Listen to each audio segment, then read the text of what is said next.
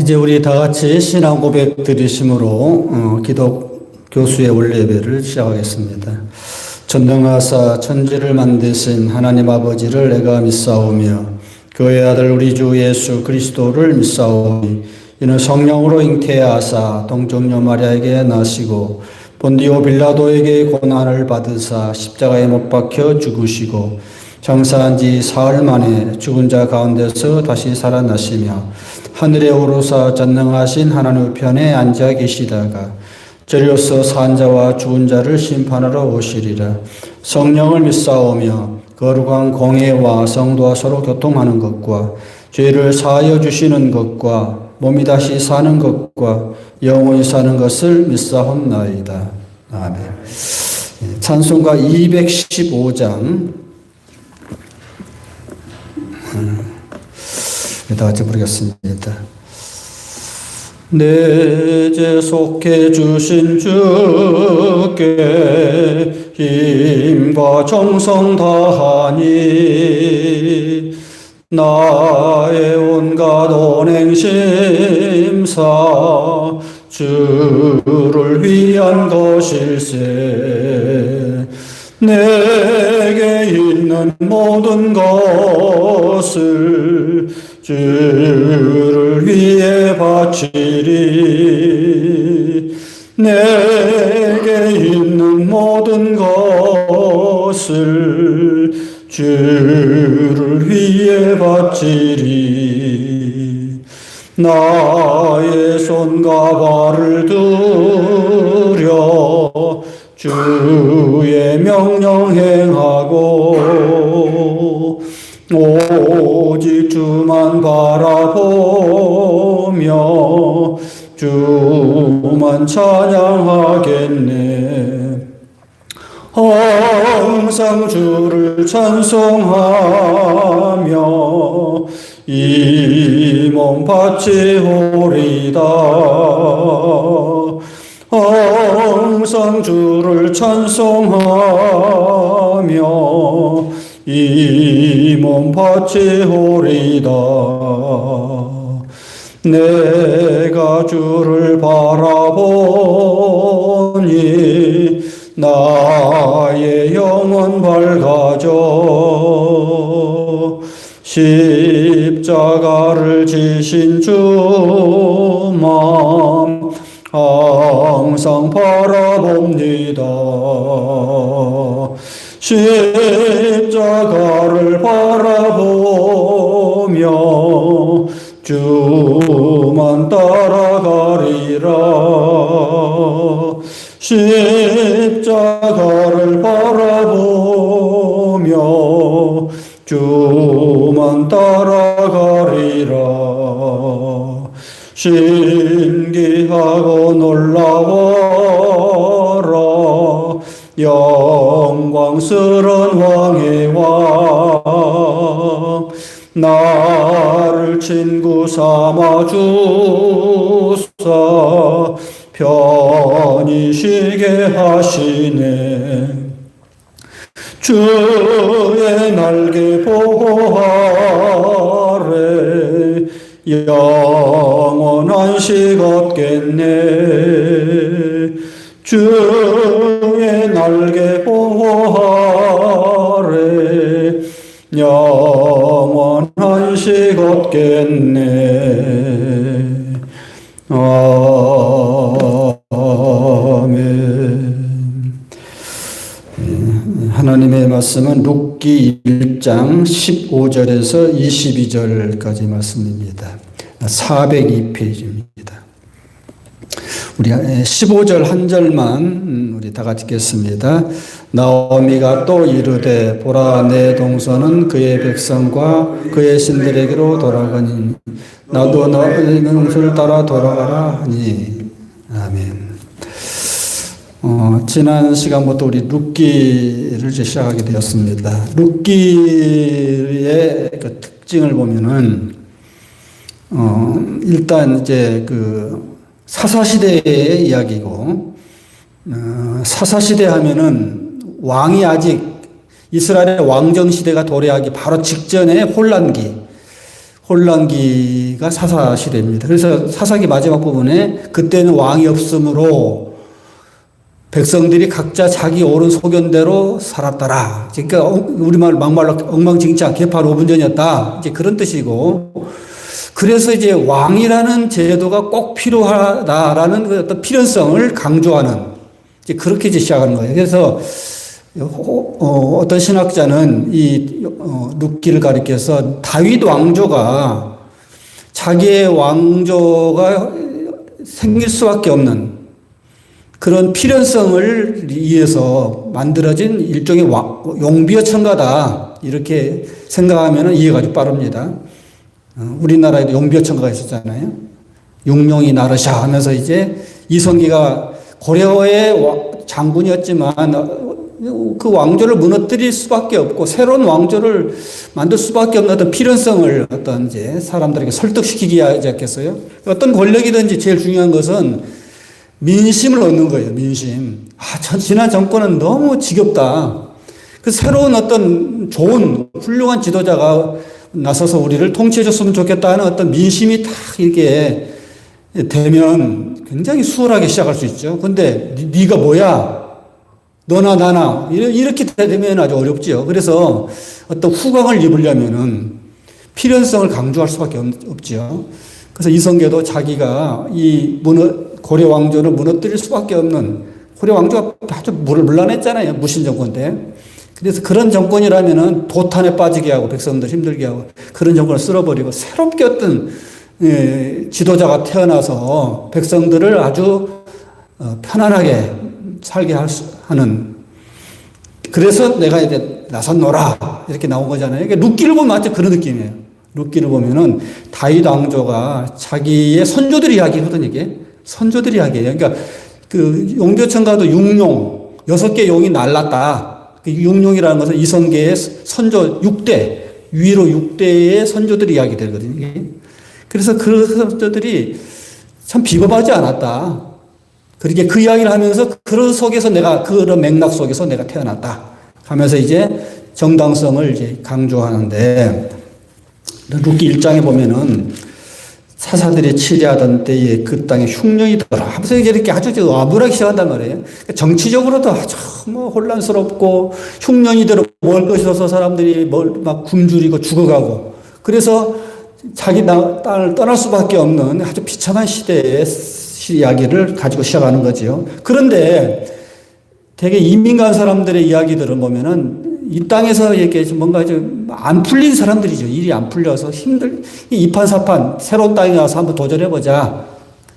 지난 주간에 우리 이제 그 미나리라는 영화가 굉장히 이슈를 이렇게 일으켰잖아요. 그러니까 우리나라 그 사람들 중에 이제 미국 이민 가서 정착하는 그 이야기거든요. 이게 아칸소주, 그 클린턴의 그 고향 아니에요? 아칸소주. 우리나라 같으면 강원도 같이 아주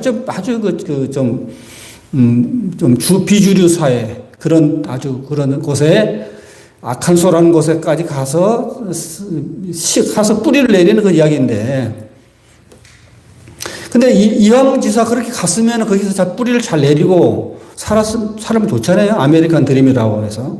그런데 그렇게 했는데도 안 돼가지고 여기민 오는 사람도 있죠, 꽤. 우리는 그런 사람들 미국 거지라고 그러죠. 미국 거지들이 왔네 하고 그러잖아요. 그러니까 그런 것처럼 여기 이제 룻기도 마치 이민 갔는데 거기서 뭔가 이제 잘 안 풀려가지고 남편도 죽고 두 아들도 죽고 다 아주 빈털터리가 되어서 이제 돌아오는 이야기예요. 역이민이죠. 보통 역이민의 이야기인데, 그래서 이제 며느리들한테 나옴이라는 시어머니가 이제 니네 남편들도 다 죽었고 나도 이제 내 고향으로 돌아가려고 하는데 니네 친정으로 다 가라. 이제 그렇게 풀어준 거예요. 이게 굉장히 어떤 자비로움이죠. 그걸 이제 헤세드라고 하는데, 헤세드. 히브리어로 헤세드라는 건데, 그 자비, 불쌍히 여기는 마음, 측은지심 그런 건데, 신약 성경으로 말하면 아가페죠. 아가페. 아주 무조건적인 굉장히 이렇게 그런 사랑으로 며느리들을 풀어주려고 하는데, 첫 번째 며느리는, 맏며느리는 그냥 못 이긴 척하고 간단 말이에요. 근데 두째 며느리, 이게 오늘 주인공이 룻이라는 두 번째 며느리예요. 둘째 며느리예요. 둘째 며느리. 저도 첫째 며느리, 둘째 며느리 둘 다 있는데, 며느리들 보면은 참 우리 아들들하고 살아주는 참 묘한 존재들이죠. 그지? 그러니까 이게 법적으로 이게 사실 아무것도 아닌 존재들이죠. 그러나 이렇게 내 집안에 들어왔단 말이에요. 그런데 이제 보통 자식을 낳아줘야 그 집안에 이제 연결이 되죠. 우리 자식들, 우리 손주의 엄마 이렇게 되니까, 우리 내 아들의 아내 이렇게 되니까 굉장히 끈끈하죠. 그러니까 뭐가 자식이 나와야 이게 연결이 되는 거예요. 확실하게. 그래서 옛날부터 아들을 낳아줘야 그 집안에 이제 뿌리를 내린다고 또 그러잖아요. 딸 낳으면 그것도 불완전해요. 언제든 쫓겨날 수 있어요. 칠거지약이라고. 그런데 여기서 이제 보면 자식이 없는 상태에서 남편이 다 죽었다는 거예요. 그러니까 뭐 그냥 끊겨도 자연스러운 거예요, 사실은. 자연스러운 거. 그래서 가라, 내 집으로 가라. 그러는데 나오미가 두 며느리한테 가라는, 첫 번째 며느리는 못 이긴 척하고 갔지만 두 번째 며느리가 이제 굉장히, 그러니까 결과론적으로 보면은 그러기 때문에, 그런 심성을 가졌기 때문에 룻이 굉장히 부각이 되지요. 보통 여자 같으면은 그냥 옳다고 나가서 가는 거, 남편도 죽었는데 그 집안에 미련도 없는 거죠. 그런데 오늘 말씀해 보면 이제 그런 느낌으로 이제 봅시다. 한번. 나오미가 또 이르되 보라, 내 동서는 첫 번째 며느리죠. 첫 번째 며느리. 그의 백성과 그의 신들에게로 돌아갔다. 근데 너도 가라. 괜찮아. 나 다 이해해. 그런 거예요. 그때는 룻이 내게 어머니를 떠나며 어머니를 따르지 말고 돌아가라고 강권하지 마십시오. 이게 여기서 사람의 선택이라는 것이 굉장히 중요한 거죠. 선택이라는 것이. 그러니까 사실 여기서 그냥 끊기고 그냥 룻도 다시 옛날로 돌아갈 수 있는 거예요. 그런데 계속 이어진단 말이에요. 이게 이어진단 말이에요. 이게 중요하죠. 이 대목이 굉장히 중요하죠. 그러니까 이런 걸 보면 이제 개개인의 인간의 선택이지만은 하나님의 원대한 어떤 구속사적인 큰 맥락으로 보면은 우연이 아니다. 이렇게 또 우리가 또 해석할 수 있는 거죠, 이게. 여기서 끊기면 예수님도 안 나오는 거예요, 여기서. 다윗도 안 나오고 예수님도 안 나와요. 근데 우리가 이제 백투더 퓨처라는 영화를 보면은 과거로 돌아가서 막 그 이야기가 나오잖아요. 자기 엄마 아빠의 연애 시절 막 가가지고 막 그 이야기도 있잖아요. 근데 두 사람이 막 헤어지는 순간에 막 연결시켜 주죠. 둘이. 그 헤어지는 순간, 남녀가 그렇죠. 연애하다가 티깍티깍 하다 보고 뭐 헤어질 수도 있는 건데, 그 헤어져 버리면 자기의 존재가 나중에 안 나타나는 거죠. 둘이 결혼해야 자기가 나오는 거잖아요. 그러니까 묘한 이야기들인데 이게 시간이라는 게 묘한 거예요. 그래서 만약에 룻이 여기서 떠났다면 다윗도 없고 예수님도 없고 그런 거죠. 굉장히 중요한 대목인데, 이 대목에서. 아무튼 계속 따라 붙는 거예요. 그래서 어머니의 백성이 나의 백성이 되고 어머니 하나님이 나의 하나님이 되리니, 이게 참 생사고락을 같이 하겠다 이거죠. 이게 가족이라는 것이 원래 그런 거죠. 생사고락을 같이 한다. 우리가 결혼식 주례할 때 기쁠 때나 슬플 때나 항상 같이 가겠느냐 그러잖아요. 물어보면 예 그런 말이에요. 이게 부부라는 것, 가족이라는 것이 다 그런 거죠. 죽어도 같이 죽고 살아도 같이 살고 뭐 이런 근데 그렇게 하겠습니다 하고 이런 각오가 된 사람이라 한다면은 심지가 굉장히 굳은 사람이죠. 상황에 따라서 피딱피딱 계산해 가지고 그런 게 아니고 한 번 꽂히면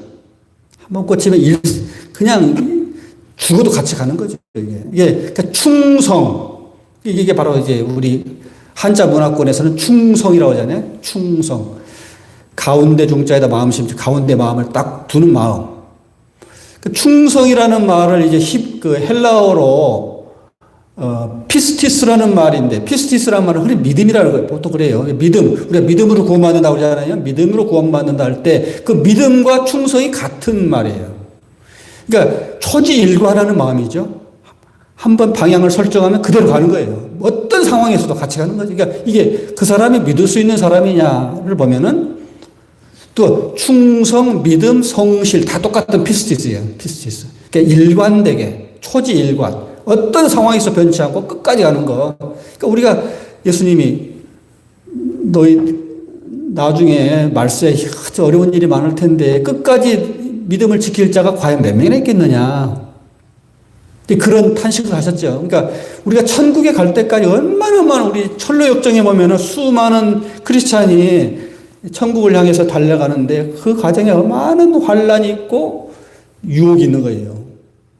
그럴 때 그런 핍박과 또는 유혹을 다 이겨내고 끝까지 가는 자 구원을 받을 것이다 그런 거잖아요. 그러니까 우리가 늘 천국까지 갈 때는 정말 초지일과 믿음 변치 않고 가져간다는 것이 아주 쉽지 않죠. 그러니까 그때 이 룻과 같은 마음, 하나님을 믿을 때 물론 어려운 일도 있고 핍박도 있지만 나는 간다. 또 수많은 유혹이 와도 나는 끝까지 간다. 이런 믿음, 이게 피스티스죠. 피스티스. 이게 바로 그 사람의 중심이죠. 충성된 마음, 성실한 마음. 성실한 것은 어제나 오늘이나 항상 동일한. 이런 사람이 참 믿음직스럽죠. 우리 인간관계에도 이런 사람이 믿음직스러운 사람이죠. 예수님도 그런 믿음을 우리에게 요구하시는 거, 그런 믿음이 있어야 끝까지 천국 간다 하는 거죠. 그러니까 이런 점에서 룻은 아주 그 심성 자체가 이런 사람이다. 그러니까 이런 맥락에서 다윗이 나왔고 예수님도 나왔고, 그런 예수님의 그런 가르침에 우리가 다 공감을 하고 끝까지 천국까지 가는 것. 이게 우리는 거대한 어떤 하나님의 구속사의 흐름 속에서 같은 유전자를 가지고 가는 거예요, 이게. 그러니까 이런 이제 성경상에 나오는 수많은 사람들의 성격이랑 이 캐릭터가 굉장히 중요합니다. 이런 마인드를 가져야 끝까지 하나님을 믿는 거고, 끝까지 이제 천국 가는 거고 그런 거죠. 그러니까 룻의 마음, 오늘. 어머니께서 죽은 곳이라면 나도 가서 죽어. 거기서 묻힐 것입니다. 야, 이런 말들이 굉장히 믿음직스러운 사람이죠. 그러니까 어느 곳에 갔을 때, 어느 가정에, 가문에 시집 갔을 때, 또는 어느 직장에 갔을 때, 나는 여기서 뼈를 묻겠다. 이런 말을 하면 정말 그 사람은 정말 신실한 사람이죠. 정말 뼈를 묻겠다. 어떤 상황에서 나는 견는지를 않고 나는 여기서 같이 살고 같이 죽겠다. 이런 사람이 정말 믿음직스러운 사람이고, 그런 믿음, 그 믿음이 있어야 구원받는다. 그러죠. 만일 내가 죽는 일 위에 어머니를 떠나면 여호와께서 내게 복을 내리시고, 여호와. 그러니까 어머니의 하나님이에요. 그러니까 이 만나기 전에 룻이 이 집안에 오기 전에는 모압의 신을 섬겼어요. 그모스라는 신. 모압에는 그모스로 신을 섬겨요. 모압 사람들은. 근데 어머니 집으로 돌아왔기 때문에 여호와 신을 믿는 거죠, 지금. 그래서 여호와께서, 당신이 믿는 여호와께서 나를 벌을 주시기를 바란다. 그러니까 굉장히 완전히 배수진을 친 거죠, 정말. 자기 자신도 사실 믿을 수 없기 때문에 내가 만약에 변심하고 뭐 헛된 짓을 하면은 당신이 믿는 하나님이 나를 벌을 주실 것입니다. 굉장한 아주 퇴로도 막아버린 거죠. 퇴로길도 스스로 막는 거예요. 굉장한 믿음, 굉장히 신실한 사람이죠. 내리고 또 더 내리길 원한다. 강조 2번이나 한 거예요. 2번씩이나 강조. 참 대단한 사람이죠. 그러니까 그런 신실한 사람의 핏줄에서 다윗이 나왔다. 이 말을 계속 하는 거예요. 그러니까 아까 이제 제가 그 용비어 잠깐 이야기 했는데, 한 사람 한 사람이 이제 여기 나온 많은 캐릭터들이 나와요. 룻도 나오고, 나중에 룻의 남편 보아스도 나오고, 보아스 할 때도 제가 강조할, 이런 한 사람 한 사람의 그런 성격을 우리가 예를 들어서 야곱의 성격, 우리가 성경을 풀어갈 때에 사건 중심으로 풀어갈 수도 있고 인물 중심으로 풀어갈 수도 있는데, 인물 중심으로 이제 풀어가서 설교를 하면 또 재미가 있어요. 야곱 하면 우리가 꾀돌이, 딱 보면 이제 꾀돌이. 너무 영리하고 머리가 팽팽 돌아가고 계산적이고, 그러면서도 아주 하나님의 은혜를 끝까지, 자기 약점에도 불구하고 하나님을 끝까지 은혜를 붙잡으려고 하는 그런 모습, 2가지 양면성이 있는데, 그래서 어떤 목표가 딱 결정이 되면은 수단과 방법을 가리지 않고 꾀를 써서 뭔가를 쟁취하는 그 야곱의 모습이 있잖아요. 근데 그 야곱의 모습이 오늘날 유대인의 모습이에요. 유대인들 보면은 굉장히 꾀돌이들이잖아요. 머리가 아주 영리하고. 자기 몫이 아닌데 끝까지 뭔가를 쟁취해서 세계를 지배하는 민족이 됐잖아요. 오늘날 정말 대단한 민족이죠. 에서한테 쫓겨다니면서 죽을 고비도 많이 당하면서도 살아남는, 그러면서 결국 에서를 나중에 굴복시키고 포용하는 그 야곱의 그 유전자가 오늘날 유대인들이 다 똑같아요. 그 똑같아요, 보면. 그러니까 우리 아들을 보면 내 모습이 있거든요, 이게. 또 손주 안에도 내 그런 성격들이 있어요. 그러니까 이게 오늘날 이제 생물학적으로 유전자학까지 이제 들어갔잖아요, 지금은. 유전인자들이 있다는 거예요, 그런 것이 내려간단 말이잖아요, 이렇게. 옛날에도 뭐, 다 그 속담에도 뭐, 왕대밭에 왕대가 나온다. 그게 다 유전적으로 내려간다고 그러잖아요. 그러니까 그런 것들이 단순히 이게 흐름이 있다는 거예요, 흐름.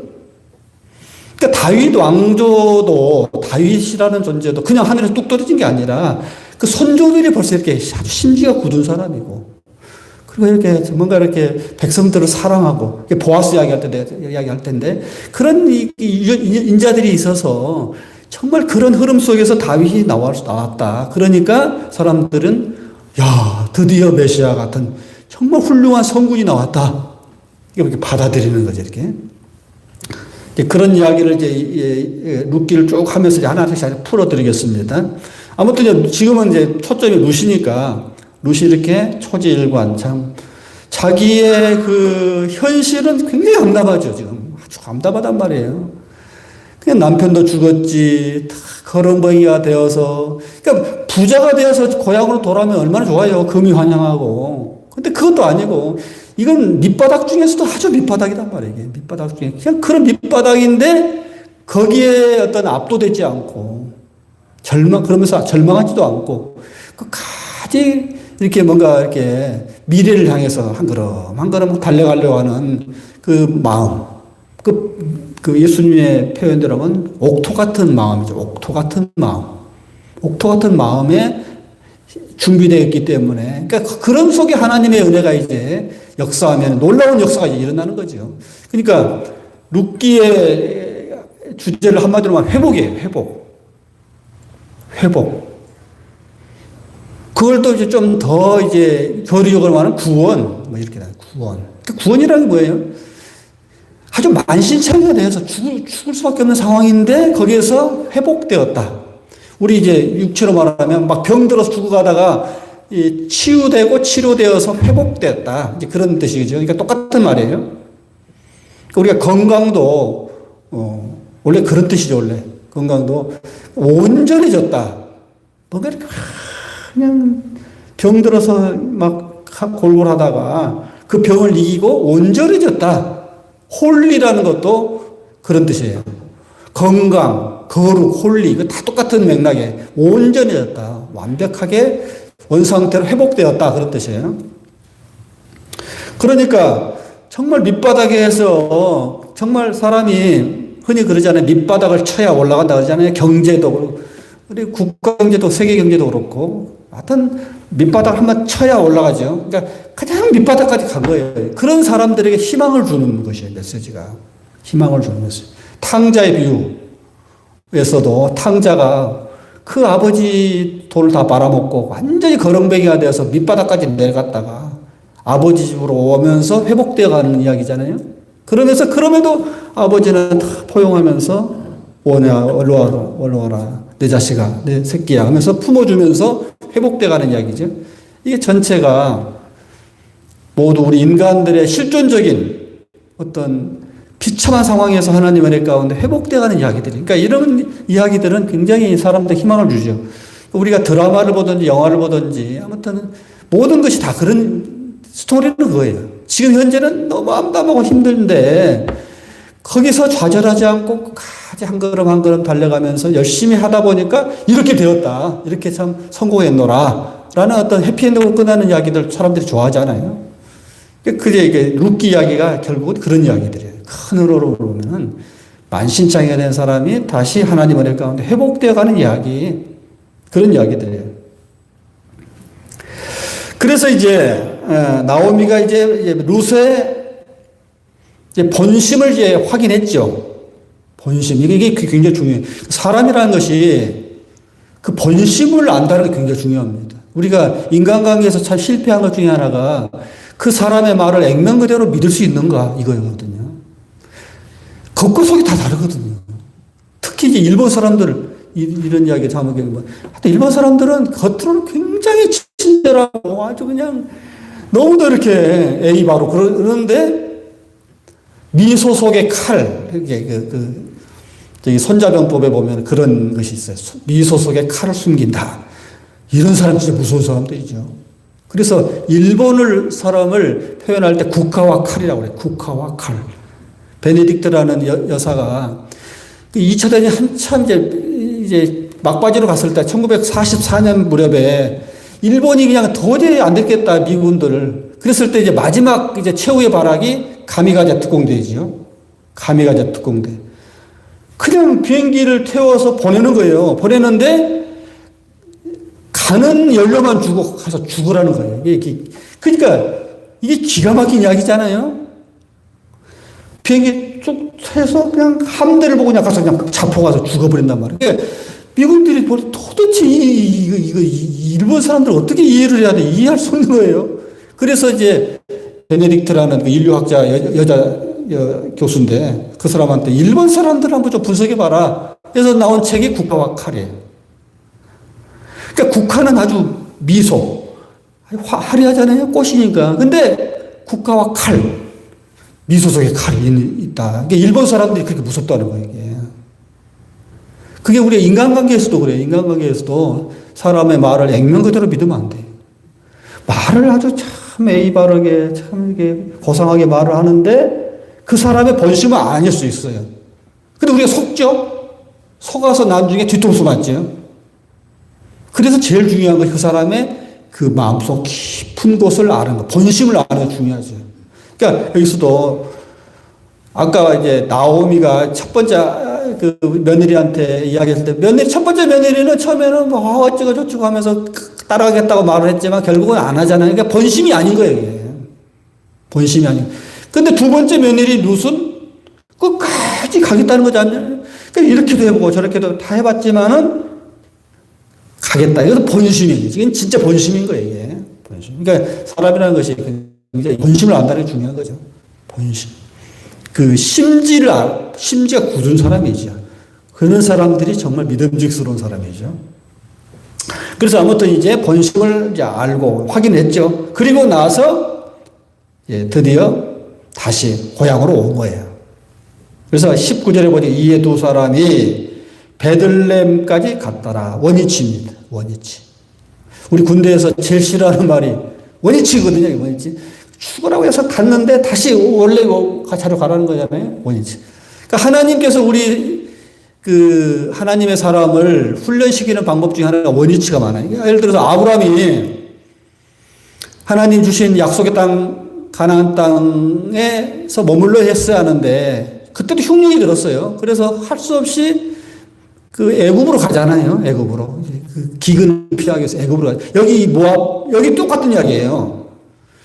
이 나오미 일가 엘리멜렉의 남편이 거기 베들레헴이 약속의 땅인데 흉년이라고 힘들다고 하나님 주신 땅을 버리고 이방 땅으로 갔단 말이에요. 똑같은 이야기야 아브라함이나. 근데 그리고 나서 아브라함이 얼마나 혼쭐이 났습니까? 애굽에 가서 하마터면 자기 마누라가 이쁘니까 그 옛날에 많이 그랬거든요. 남편을 죽이고 이쁜 여자를 취하는 일들이 많았거든요. 옛날에. 그러니까 그래서 하마터면은 마누라도 뺏고 죽을 뻔했죠. 그런데 하나님이 개입하셔서 아무튼 구사일생으로 다시 돌아오지요. 그 이야기가 너무 똑같아요. 원위치한 거예요. 그러니까 하나님 백성들은 하나님이 주신 어떤 축복의 땅이 있어요. 그래서 아무리 힘들지만 그걸 지켜내야 돼요. 끝까지 힘들지만 그걸 지켜내다 보면 거기서 뭔가 역사가 일어나는데 그걸 참지 못하는 것이 우리 인간이죠. 다 그래요. 그래서 여기서도 베들레헴으로 돌아오게 하는 하나님. 그래서 베들레헴이 우리 역사에 왜 중요합니까? 다윗의 동네거든요. 다윗의 동네. 그러니까 다윗의 일가들이 뿌리를 내리고 살아가는 어떤 모판이에요, 모판. 축복의 모판이란 말이에요. 예수님이 태어날 때도 나사렛에서 한참 예를 들어 우리나라도 많이 그랬죠. 뭐 지방에 살다가 뭐 서울로 이사 오고 뭐 이런 거 많이 있잖아요. 그런 것처럼 하여튼 나사렛에서 태어날 수 있었는데 그냥 그때 호적 조사를 위해서 다 자기 고향에 가서 호적 신고해라 해서 임신한 마리아가 억지로 와서 베들레헴에 가서 애를 낳잖아요. 그래서 베들레헴이 그래서 중요한 거예요. 베들레헴이라는 곳은 메시아가 태어날 곳. 그래서 이스라엘 역사가 어려울 때마다 메시아 했는데 메시아는 반드시 베들레헴에서 태어나야 한다는 그 믿음이 있었어요. 민중들의 어떤 소망, 믿음. 왜? 그건 다윗의 본고향이니까. 다윗의 뿌리고 그것이 뿌리 모판이니까. 그래서 베들레헴 중요한 거예요. 그리고 베들레헴이라는 것은 떡집이라는 뜻이죠. 떡집. 벳이라는 것은 집. 벳엘 하면 하나님의 집. 엘은 하나님이거든요. 하나님의 집. 성전. 베델. 을레헴은 떡집. 그러니까 떡은 뭐예요? 먹는 거예요. 나는 하늘에서 내려온 생명의 떡이니 라는 말도 그냥 우연히 나온 말이 아니에요. 다. 떡집. 그리고 우리가 청찬식을 할 때 빵과 떡을 먹을 때 너희들은 이것은 너희를 위한 내 몸이니 한단 말이야. 떡을 먹듯이 마치 예수님의 살을 먹는 거잖아요. 이게 다 이런 하나하나가 다 이렇게 연관이 돼요. 떡과. 사람이 떡으로만 사는 것이 아니요 하나님 말씀으로 사느니라. 다 이런 것들이 맥락이 다 똑같아요. 아무튼 이제 베들레헴으로 다시 원위치 했단 말이에요. 이 두 사람이 베들레헴까지 갔더라. 베들레헴에 이르렀을 때 온 성읍이 그들로 인하여 떠들며 이르되 이가 나오미가 아니야. 그러니까 동네 모든 사람들이 알아볼 정도였으니까 굉장히 유지였은 거예요. 그러니까 별로 별 볼일 없는 사람이 갔다 오면은 이슈도 안 되죠. 근데 갔다가 다시 왔는데 동네 전체가 난리가 나는 거 보니까 굉장히 유력한 집안이었다. 근데 금이환양이 아니에요. 금이환양. 금이환양이란 말로 항우가 했단 말이죠. 사나이가 뭔가 객지에 나가서 뭔가 큰 일을 이루고 나서 이 금옷을 입고 환양, 고향으로 돌아와야지. 금옷, 금위. 아주 번쩍번쩍하게 윗세를 부리면서 집으로 돌아와야지. 사나이지. 그래서 금이환양이란 말이잖아요. 근데 그런 것도 아니죠. 금이환양도 아니고 비참한 모습으로 온 거예요. 그래서 나오미가 아니냐 할 때 나오미가 또 참 재밌는 말을 해요. 나를 나오미라 부르지 말고 나 마라라고 그래라. 마라라는 뜻은 쓰다라는 뜻. 쓰다. 괴롭다. 예, 그 이유는 내가 풍족하게 나갔던 여호와께서 내게 비어 돌아오게 하셨다. 빈털털이 거지가 되게 해서 돌아오게 하셨다. 여호와께서 나를 징벌하셨고, 그러니까 자기도 알죠. 그러니까 우리가 성도들이 내 삶 속에서 어떤 내 삶의 뿌리가 흔들리고 둥지가 흔들리고 정말 비참한 상황에 처했을 때 본능적으로 우리는 알죠. 아, 하나님이 나를 징계하셨구나. 왜? 참새 한 마리 하늘나라로 떨어진 것도 하나님의 섭리가 없으면 안 되는데 이 모든 일이 다 우연은 아니다. 하나님의 섭리 가운데 하나님의 다루심 가운데 내가 이렇게 되었노라. 우리 본능적으로 알죠.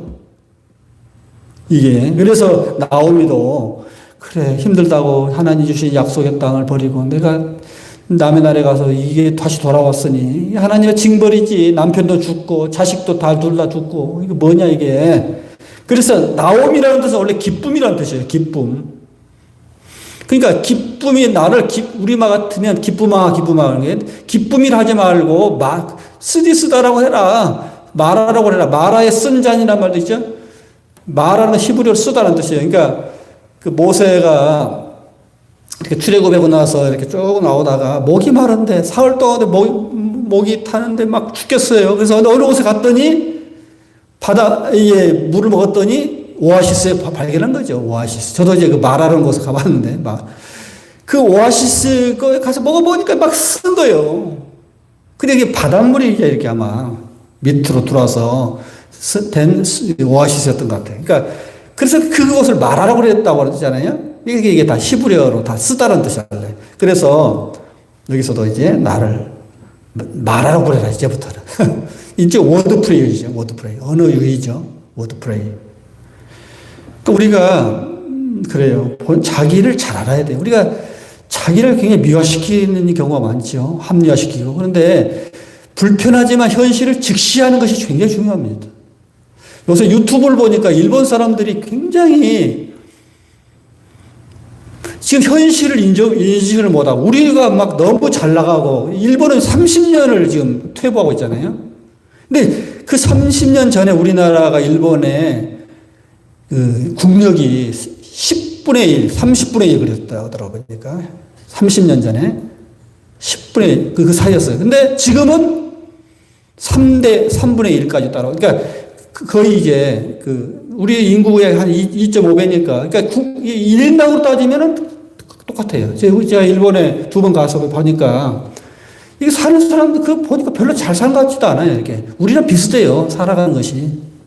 그러니까 우리가 굉장히 어느 사이에 굉장히 이게 30년 만에 일본을 따라왔단 말이에요. 그러니까 일본이 그냥 너무 약 올라가지고 저거 옛날에 정말 무시했던 놈들이 우리하고 맞먹어 이런단 말이에요. 그냥 막 독설을 부어내고 막 혐한하고 막 그러잖아요. 이게 현실을 바라보지 못하는 거죠. 현실을 인정을 안 해요. 옛날 이야기만 하는 거예요, 옛날 이야기만. 니네들 옛날에 거지 같은 놈들이었는데. 맨날 옛날 이야기만 한단 말이에요. 근데 이런 식으로는 절대로 발전할 수 없어요. 현실을 직시해야 돼요. 우리나라가 굉장히 이제는 일본하고 거의 맞먹거든요, 이제 거의. 국력이 이제 우리는, 일본은 아직도 아날로그 시대, 우리는 디지털 혁명이에요. 4차 산업혁명 우리가 성공이고 아주 앞서가고 있어요, 지금. 근데 일본은 옛날, 아직도 팩스하고, 팩스로 움직이고, 타자 치고, 뭐 이런단 말이에요. 우리는 그냥 온라인으로 막 해결되잖아요, 다. 현금도 없이 막. 이건 엄청난, 일본 사람들이 볼 때는 어리둥절하는 거예요. 근데 그것도 인정을 안 하네요. 인정을 안 해요. 사람이 제일 중요한 것은 불편하지만 현실을 직시할 수 있는 능력. 그러니까 자기를 객관화시킬 수 있는 능력이 굉장히 중요합니다. 굉장히 중요해요. 그래서 우리 크리스찬들이 세상 사람들보다 깨인 사람의 이유가 뭐냐면은 하나님 앞에 나는 죄인입니다라는 고백. 이 자기 현실을 그대로 고백하는 거잖아요. 내가 죄인이다. 나는 부족하다. 이게 하나님 앞에서 현실이거든, 이게. 그걸 직시하고 하나님 앞에 은혜를 구하는 자세. 이게 굉장히 중요합니다. 그러니까 나오미 그러잖아요. 자기가 하나님 앞에 징계를 받아서 정말 이럴 수밖에 없는 것을 그대로 인정하는 거잖아요. 이게 회개죠. 회개라는 것은 자기의 현실이 참 불편하지만 그걸 받아들이는 거예요. 그대로 인정하는 거예요. 내가 잘못했습니다. 내가 하나님 앞에 잘못해서 징계를 받고 있습니다. 나는 죄인입니다. 아무것도 모릅니다. 주님 불쌍히 해주십시오. 이거예요. 이 자세. 나는 부족하다. 그것을 예수님은 심령이 가난하다고 표현했어요. 심령이 가난하다.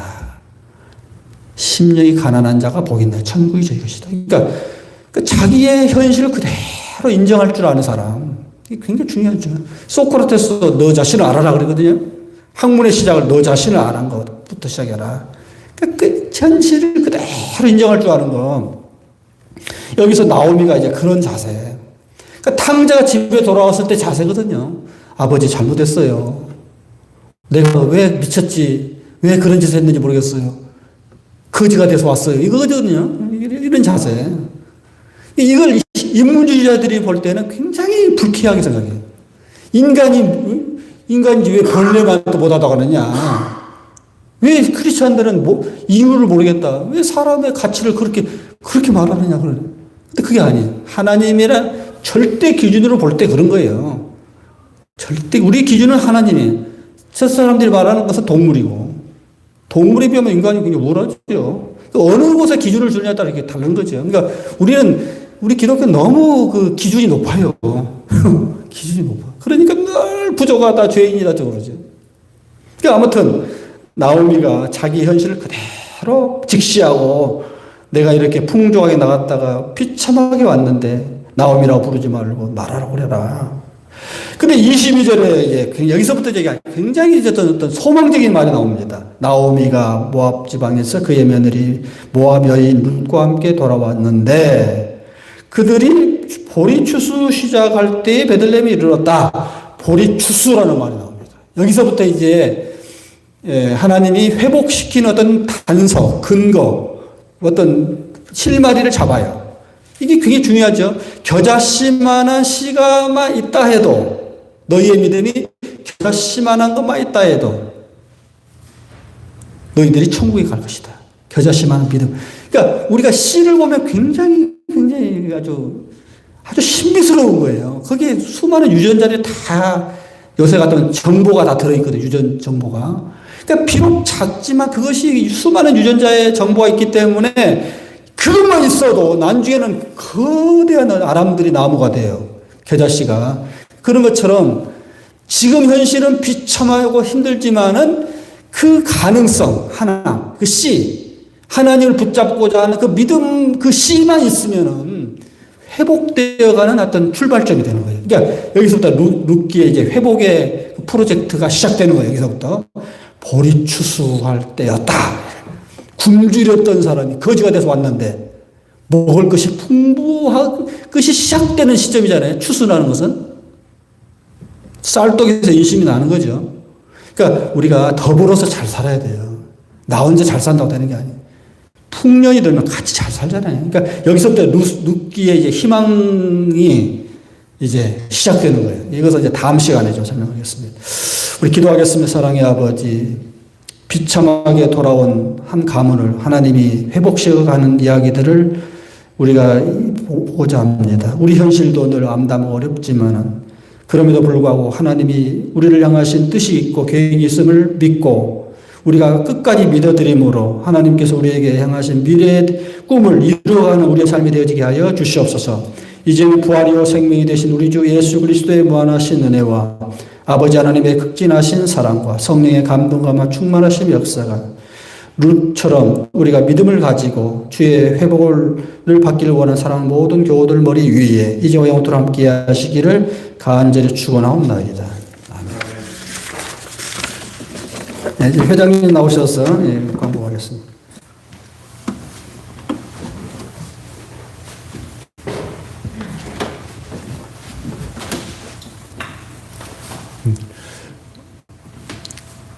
기독 봉사회와 기독인 교수 예배는 코로나19가 있는 동안 이렇게 둘째 주하고 넷째 주에 예배를 드리고 있습니다. 여러분들이 혹시 예배가 잘 안 되고 기도가 잘 안 되고 그럴 때는 둘째 주, 넷째 주에 현장으로 나오셔도 되기 때문에 현장에 나와서 같이 기도하고 예배 드리고 이렇게 참여하시면 되겠습니다. 어쨌든 코로나가 있는 동안에는 저희들 각자 신앙생활 열심히 하시고요. 코로나가 끝나게 되면 서로 다시 만나가지고 서로 코이노니아 교제하고 봉사하시면 될 것 같습니다. 기도가 안 되거나 예배가 안 될 때는 언제든지 육sun교회로 나오시기 바랍니다. 감사합니다.